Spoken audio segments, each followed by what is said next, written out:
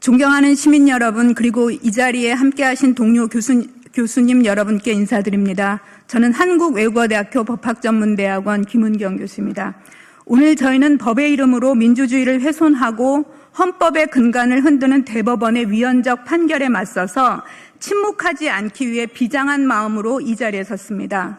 전국 법학 교수들은 법 앞에 평등해야 할 국민의 권리가 정치적 판단으로 훼손되는 것을 좌시할 수 없으며, 특히 이번 대법원의 이재명 후보에 대한 허위사실 공표죄 유죄 취지 파기환송 판결은 헌법상 적법 절차 원칙과 국민 주권, 표현의 자유를 정면으로 위반한 사법정치의 산물이라고 규정합니다.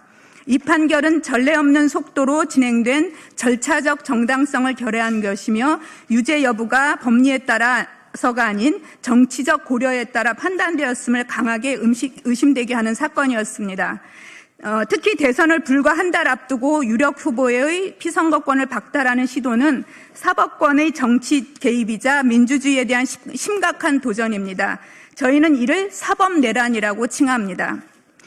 이 자리를 빌려 전국 법학교수 일동은 분노를 금치 못함을 표하고 조희대 대법원장의 즉각 사퇴를 촉구하고 헌법 제84조의 입법 목적과 취지를 고려하여 대선 후보와 관련된 모든 재판은 대선 이후로 유예하여야 하고, 무너진 사법부에 대한 신뢰 회복을 위한 전면적인 사법개혁의 착수를 강력하게 촉구합니다. 민주주의는 스스로 무너지지 않습니다. 침묵과 방관이 독재를 부르듯 우리의 침묵은 이 퇴행적 사법 쿠데타를 허락하는 일이 될 것입니다. 우리는 법과 정의를 가르치는 학자이자 시민으로서 오늘 이 자리에서 그 책임을 다할 것을 강조합니다. 이러한 취지를 담아 한양대학교 법학전문대학원 방승주 교수를 시작으로 하는 시국선언문을 낭독하겠습니다. 감사합니다. 네, 감사합니다. 기자님들께 보내드린 그 보도 자료를 여러분들께서 이제 참고해 주시면 감사하겠고, 우리 교수님들께서 시국선언문을 천천히 읽어 내려가는 것으로 오늘 기자회견을 가름할까 합니다. 대법원의 위헌적인 허위사실 공표죄 유죄 취지 파기환송 판결을 규탄한다.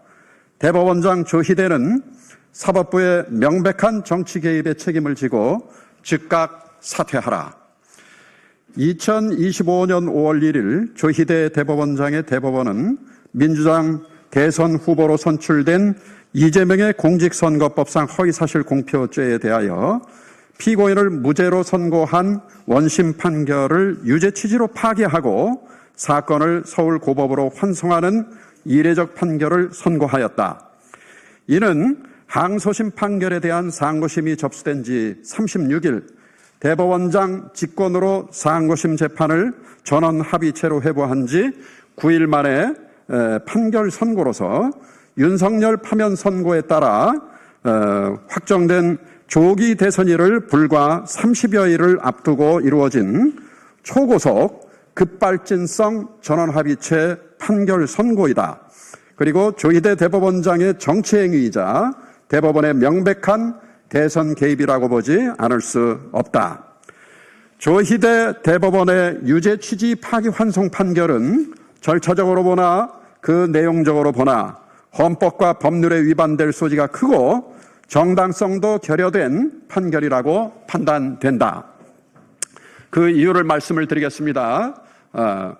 우선 절차적인 문제입니다. 첫째, 공직선거법 위반죄에 대하여 1심 판결은 6개월, 항소심은 3개월, 상고심은 3개월 만에 판결하도록 되어 있음에도 불구하고 대법원의 상고심은 사건을 전원합의체에 회부한 후 불과 9일 만에 항소심을 파기환송하여 이제 제21대 조기 대선일이 30여일밖에 남지 않은 이 시점에서 대선판을 뒤흔드는 정치 개입성 유죄 취지의 판결을 선고하였다. 허위사실 공표죄의 성립 여부에 대하여 1심과 2심이 엇갈리는 판결을 선고하였음에도 대법원 전원합의체는 6만여 쪽 이상의 소송 기록을 제대로 살펴보지도 않고서 1심과 2심 둘 중에 어느 것 하나만 선택하면 된다고 하면서 졸속으로 심리한 후 조급하게 1심의 손을 들어주는 판결을 선고한 것으로 보인다. 이는 피고인이 과연 허위사실을 공표한 것으로 볼 수 있는지 여부에 대하여 대법관들이 제대로 심증을 얻을 수 있는 충분한 시간과 변론 절차를 가지지도 않은 채 어떠한 경우에도 이재명의 당선만은 막아야겠다라고 하는 결심하에 지나치게 신속한 재판에만 치중함으로써 공정한 재판이라고 하는 가치를 현저히 등한시한 것으로서 헌법 제12조 제1항의 적법 절차의 원칙을 위반하였다라고 하는 비판으로부터 자유로울 수 없다.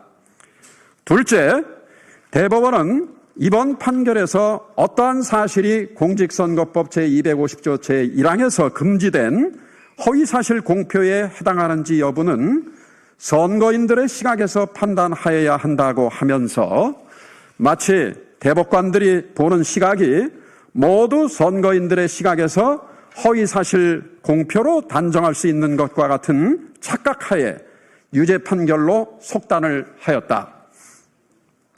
그러나 우리 역시 선거인으로서 대법원 판결 전문을 통해 파악되는 피고인의 김문기 씨와 골프를 친 일이 있는지 여부의 문제 및 백현동 부지의 용도지역 변경과 관련하여 국토부로부터 직무유기 협박을 받았다고 하는 취지와 관련하여 피고인의 한 발언이 허위사실로 단정할 만한 아무런 증거가 없다고 본다. 우선 조작을 한 거지요 라고 하는 말의 목적어는 이흥구 대법관과 오경미 대법관의 반대 의견이 잘 지적하고 있듯이 국민의힘이 조작한 사진을 일컫는다라고 할 수 있기 때문에 이러한 해석 가능성을 배제할 만한 그 어떠한 증거도 없다.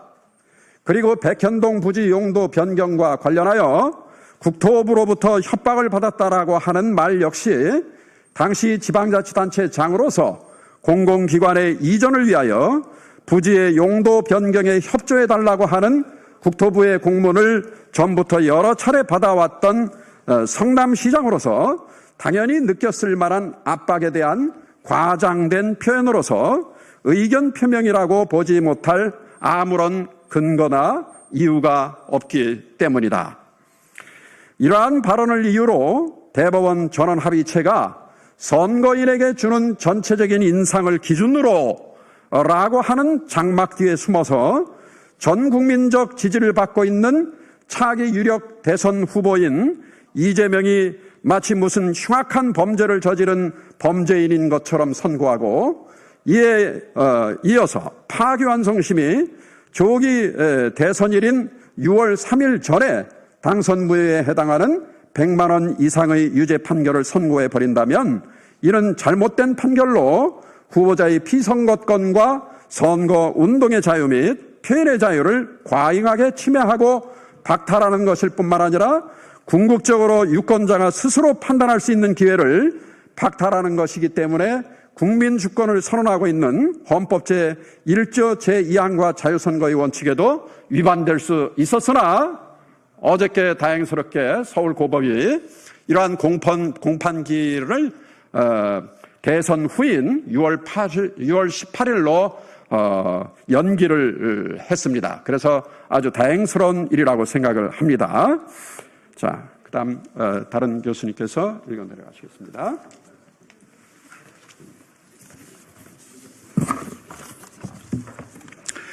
네, 한양대학교 송기민 교수입니다. 계속 설명서를 읽어 나가도록 하겠습니다. 우리 공직선거법은 사실상 선거운동규제법이라고 해도 과언이 아닐 만큼 선거 규제와 처벌의 강도가 지나치게 높고 광범위하다. 그 이유는 공정선거에만 치우친 나머지 선거의 자유를 지나치게 등한시하고 있기 때문이다. 이러한 상황에서 공직선거법을 해석하고 적용하는 법원은 공정선거도 중요하지만 후보자의 선거운동과 표현의 자유의 중요성을 등한시해서는 결코 안 된다. 후보자의 어떠한 표현이 다소 과장된 표현이 들어가 있어 일부 사실에 부합하지 않는 측면이 있다 하더라도 민주주의의 공론의 장에서 그러한 일부 사실에 부합하지 않는 부분은 유권자들의 독자적인 판단에 의해서 자율적으로 자연스럽게 교정되고 치유될 수 있다. 그럼에도 불구하고 공정선거라는 미명하에 무엇이 허위사실 공표인지를 법원이 모두 정의하고 그러한 정의에 맞지 않는 표현은 허위라고 단정하려 드는 것은 민주주의와 사상의 자유시장의 가치를 지나치게 경시하는 구시대적 발상이며 이는 대법원의 최근의 판결 태도와도 부합하지 않는 퇴행적인 태도라 아니할 수 없다. 더구나 이번 조기 대선이 무엇인가? 이는 윤석열의 위헌적인 12.3 비상계엄과 내란 행위로 인한 헌법재판소의 대통령직 파면 선고로 인하여 치루어지는 조기 대통령 선거가 아닌가? 그렇다면 마땅히 위헌적 비상계엄을 선포하고 셀프 쿠데타를 감행하여 자유민주적 기본질서를 위로부터 파괴하려 한 내란 세력이나 그 옹호자들은 결코 더 이상 재집권해서는 안 된다. 그럼에도 불구하고 조희대 대법원은 12.3 비상계엄에 대해서는 아무런 입장 표현이 없다가 조기 대선이 치루어지기 전 30일에 이뤄서야 비로소 이제 압도적인 국민적 지지를 받고 있는 야당의 유력 대선 후보의 피선거권을 박탈하고 사실상 내란 세력이 재집권할 수 있도록 발판을 마련해 줌으로써 명백히 대선에 개입하는 행위를 자행하였다. 이는 누가 보더라도 어떠한 정치적 세력이나 정당으로부터도 독립되어 불편부당하고 공정하게 판결해야 할 최고법원인 대법원이 오히려 대통령 선거에 적극적으로 개입하여 선거 결과를 사실상 좌우하는 결과를 야기하는 것이기 때문에 이는 사법부의 중립성과 독립성을 스스로 포기하는 매우 위헌적인 행위라 아니할 수 없다. 따라서 환송시민 서울고법은 12.3 비상계엄 당시 의결 정족수가 다 차지하는 것 같으니 문을 부수고라도 들어가서 의원들을 밖으로 끄집어내라고 하는 대통령의 잘못된 명령과 지시에 대하여 거부하고 따르지 않는 계엄군들과 같이 부당한 대법원의 파기환송 판결에 결코 그대로 따라서는 안 될 것이며 공판기일을 조기 대선 이후로 유예하는 것은 마땅하다. 만일 야당의 유력 후보인 이재명이 대통령으로 당선될 경우 내란 또는 외환의 죄를 범한 경우를 제외하고는 재직 중 형사소추를 받지 아니한다고 하는 헌법 84조가 대통령이 국가 원수와 행정부 수반으로서 원활하게 직무의 집행에 전념하기 위한 것이므로 이러한 입법 목적과 취지를 고려할 때 계속 중인 재판들은 대통령의 임기가 종료될 때까지 모두 중단된다고 보아야 한다. 이것은 다른 어떠한 후보의 경우도 마찬가지로 적용돼야 할 것이다. 이번 대법원의 사상 초유의 급발진적 성격의 파기환송심 판결의 선고가 있었던 지난 5월 1일 대통령 권한대행으로서 선거의 공정한 관리를 책임져야 할 마땅한 한덕수 국무총리가 오히려 돌연 총장직을 사퇴하더니 다음날 대선 후보 선언을 한 것이 과연 우연의 일치일까? 이제 대법원의 이와 같이 공정하지 못하고 위헌적인 판결을 방지하려면 헌법재판소법 제68조 1항 소정의 법원의 재판을 제외하고는 삭제하는 법 개정을 통하여 재판에 대한 헌법 소원을 도입하고 대법원 수의 대폭 증원과 문호 개방 등 대대적인 사법개혁에 본격적으로 착수할 때가 되었다고 본다. 이에 이번 대법원의 위헌적 파기환송 판결을 규탄하며 환송시민 고등법원의 공판기일의 무기한 유예와 사법부의 선거 개입 중지를 촉구하는 전국의 법학 교수들은 사법부의 다음과 같이 강력하게 촉구하는 바이다. 하나, 위헌적 파기환송 판결을 선고하여 대선 개입 의도를 노골적으로 드러낸 조희대 대법원장은 이 사태에 대하여 책임을 지고 즉각 사퇴하라. 하나, 헌법 제84조의 입법 목적과 취지를 고려할 때 계속 중인 재판들은 대통령의 임기가 종료할 때까지 모두 중단하라. 하나, 국민의 사법부에 대한 신뢰를 회복하기 위한 제도개혁을 강력하게 제안하는 바 대법관의 수를 대폭 증원하고 그 구성을 다양화하라. 전국 법학교수 대표 일동 2025년 5월 8일. 자, 그러면 지금부터 잠시만 주목해 주시기 바랍니다. 제가 구독자분들을 위해서 선물 하나를 준비했는데요. 제가 항상 여러분들께 드리는 말씀이 있습니다. 뉴스만 평소에 잘 챙겨보셔도 돈이 되고 돈을 벌 수 있다라고 말씀을 드렸는데요. 여러분들은 여기 보시는 삼성전자 뉴스를 보고 어떤 생각이 드세요? 아니면 정치인들의 뉴스, 날씨 뉴스를 보고는 어떤 생각이 드시나요? 그냥 뉴스만 보고 끝내는지 아니면 이 뉴스를 어떻게 이용할 수 있는지 이 부분을 고민하고 계시는지를 되물어보고 싶습니다. 그 이유가 뭐냐 하면 제가 지난번에 여러분들께 뭐라고 말씀을 드렸었죠? 지금은 반도체 섹터를 눈여겨보셔야 한다고 말씀드렸습니다. 그리고 나서 이런 썸네일들 뉴스를 통해서 많이 보셨을 겁니다. 반도체 내용이 이슈가 됐을 때 부자들은 어떻게 생각한다? 반도체 관련주들은 뭐가 있는지, 어떤 종목이 가장 좋은지, 어디에 투자해야 돈이 몰리는지 자연스럽게 생각한다고 제가 말씀을 드렸죠.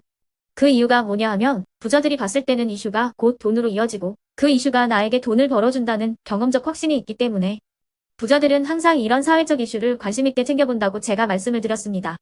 이번에도 마찬가지인데요. 제가 지난번에 시청자분들과 함께하는 주식으로 수익 내기 이벤트를 진행했었죠. 당연히 100% 무료로 진행을 했었고요. 여기 보시면 아시겠지만 제가 지난번에도 구독이라고 보내주신 모든 시청자분들께 반도체 관련주 중에 가장 크게 급등할 딱 한 종목, 많은 종목도 아니라 한미반도체 한 종목을 여러분들께 추천드렸어요. 그러면서 여기 나와 있는 대로 정확히 얼마에 매수해야 하는지, 그리고 수익률이 어느 정도 나왔을 때 팔아야 하는지를 이런 부분들까지 여러분들에게 정확히 알려드렸었는데 지금 실제로 어떻게 되었다? 오른쪽을 보시면 아시겠지만 제가 지난번 문자 발송으로 이 한미반도체를 소개해드리고 나서 실제로 이렇게 5배 이상 어마무시한 상승이 나왔습니다. 100만 원만 투자를 했어도 무려 500만 원이 넘는 수익금이 생긴 거죠. 그래서 당시에도 굉장히 많은 분들이 제가 드린 이 한미반도체로 수익을 내실 수가 있으셨을 텐데요. 다시 한번 축하드린다고 말씀을 드리겠고 이번에도 마찬가지입니다. 앞으로도 2024년, 2025년 계속해서 기대해볼 섹터는 AI입니다. 그 중에서도 AI 반도체는 그 누구도 부정할 수 없는 미래 성장 산업입니다. 그러면 우리가 어떻게 생각해 볼 수 있을까요? AI 반도체 종목 중에 앞으로 크게 대장 역할을 하면서 10배 이상 급등할 수 있는 텐베고 종목을 지금부터 열심히 추적해야 한다는 겁니다. 큰 돈을 투자하지 않더라도 월급의 일부분 아주 소액이라도 이 종목을 모아가야 수백 %의 수익률을 손에 쥘 수 있는 것이죠. 지금 여러분이 보고 계시는 이 유튜브 또한 AI 반도체와 아주 밀접한 연관이 있고 반도체야말로 대한민국의 핵심 산업으로 앞으로 더더욱 시장은 성장할 수밖에 없습니다. 그렇기 때문에 제가 이번에도 뭘 보내드리고 있냐면 지난번과 똑같이 구독이라는 문자를 보내주시면 제가 AI 반도체 관련주 중에 앞으로 대장주 역할을 하면서 주가가 가장 크게 급등할 한 종목을 여러분들께 문자 발송으로 종목명과 사고 파는 시점을 모두 알려드릴 건데요. 그 문자를 받고 여러분들이 주식으로 돈 버는 연습을 한번 해보셨으면 좋겠고요. 혹시라도 나는 주식을 하지 않는다 하시는 분들은 주변에 주식하시는 지인분들에게 말씀을 해주셔도 되고요. 아니면 연세가 있으셔서 투자가 어렵다 하시는 분들은 이 종목을 자녀분들에게 한번 사봐라. 이걸로 한번 수익을 내봐라. 이렇게 조언을 해주실 수도 있는 거겠죠. 그래서 지금 이 영상을 보시는 시청자분들 중에 나도 이번 종목이 좀 궁금하다 하시는 분들은요. 누구나 상관없이 그리고 어느 시간대나 상관없이 부담없이 010-2514-5930번으로 구독이라는 문자 보내주시면 제가 이번에도 똑같이 무료 추천 급등주 문자를 보내드리겠습니다. 이해되시겠죠? 제 번호 010-2514-5930번으로 구독이라는 문자 보내주시면 여러분들이 직접 이슈를 통해서 돈 버는 연습을 해보실 수가 있는 거고 제가 돈을 받는 것도 아니고 투자를 대신해 드리는 것도 아니기 때문에 부담 없이 신청해 주시면 되는 겁니다. 그리고 수익이 나면 저는 다른 것은 하나도 바라지 않습니다. 제 채널에 구독, 좋아요 한 번씩만 눌러주시라 이렇게 다시 한번 말씀을 드리겠습니다.